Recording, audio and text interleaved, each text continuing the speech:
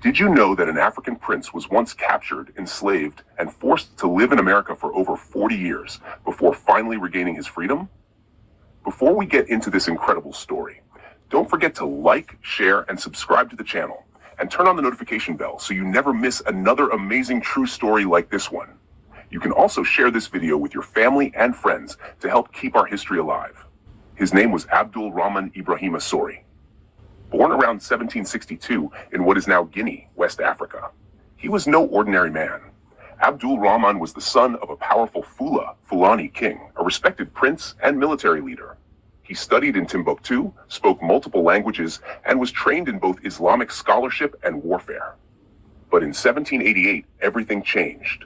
While leading his men in battle, Abdul Rahman was captured by a rival tribe and sold to European slave traders. He was shipped across the Atlantic to Natchez, Mississippi, and sold to a slave owner named Thomas Foster. The prince who once commanded armies now worked in the fields, enslaved under brutal conditions. For decades, Abdul Rahman toiled in silence, a royal man forced into bondage, his dignity hidden but never destroyed. Over time, his intelligence and leadership earned him a special position managing Foster's plantation. Locals began to notice his regal manner and strong sense of character. One day, by an astonishing twist of fate, a doctor who had once met his family in Africa recognized him in Mississippi.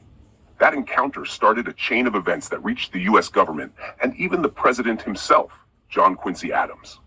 In 1828, after 40 long years of slavery, Abdul Rahman was finally freed. He became known as the Prince among slaves. Although he never saw his homeland again, he dedicated the rest of his life to freeing his family and speaking out against slavery. Here's what happened to his family back in Guinea, Fouta Djallon, and what historians believe. Before his capture, Abdul Rahman was born into royalty in Timbuktu and raised in Fouta Djallon, an area that is now part of modern-day Guinea, West Africa. His father, Almami Ibrahim Sori, was a powerful ruler, a general and religious leader of the Fulani people. Abdul Rahman was educated, spoke Arabic fluently, and was expected to inherit leadership in his father's kingdom. But when he was captured in 1788 during a military campaign, everything changed. His family believed he had been killed in battle. They didn't know he had been sold into slavery and sent across the ocean. During his enslavement, for over 40 years, there was no word from Abdul Rahman. His kingdom continued to exist, ruled by relatives and other leaders. By the time he was freed in 1828, his father and many of his family members had long passed away, and the political landscape of Fouta Djallon had changed. However, oral histories in Guinea suggest that his name and story were remembered. The prince who vanished without a trace, believed to have been lost in a faraway war. Legacy. While there are no clear records of living descendants in Guinea, his royal bloodline still connects him to the Fula ruling families of the Fouta Djallon region. Some West African historians today honor him as a symbol of resilience, a prince whose body was enslaved, but whose spirit and dignity were never broken. In America, several of his descendants from his 9 children continue to live and share his story.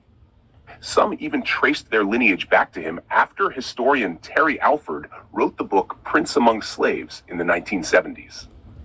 After his freedom, when Abdul Rahman was finally freed, he desperately wanted to return to Guinea to reunite with any family who might still be alive and to bring his wife and children home. Unfortunately, he only made it as far as Liberia, which was then a settlement for freed African Americans returning to the continent. He became ill not long after arriving and died in 1829 before reaching Guinea. His dream of seeing his homeland and whatever family remained never came true.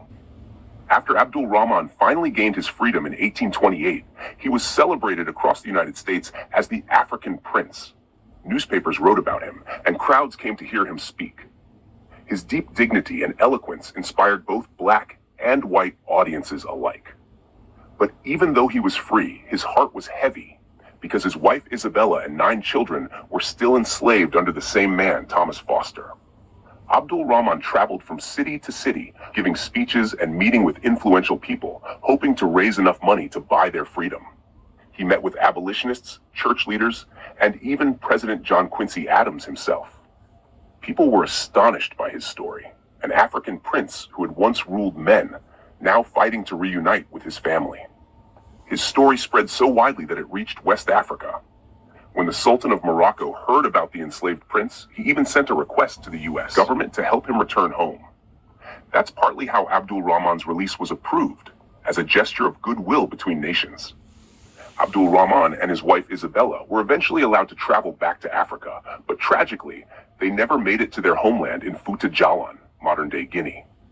Abdul Rahman died in Liberia in 1829, only 4 months after return to the continent. But his legacy lived on, not only through his descendants in America, but through his courage, intelligence, and unbreakable spirit. Prince Abdul Rahman's story reminds us that freedom is not just a moment, it's a lifelong fight. Even when stripped of everything, he never lost his faith or his royal dignity. His strength continues to inspire generations to this day. His courage reminds us that no matter how deep the darkness, the human spirit can rise again. If this story inspired you, make sure to like, share, and subscribe, and turn on the notification bell so you won't miss more incredible true stories like this one. And please, share this video with your family and friends so they can learn about this forgotten hero of history. Abdul Rahman's story remains one of resilience, faith, and the unbreakable spirit of freedom.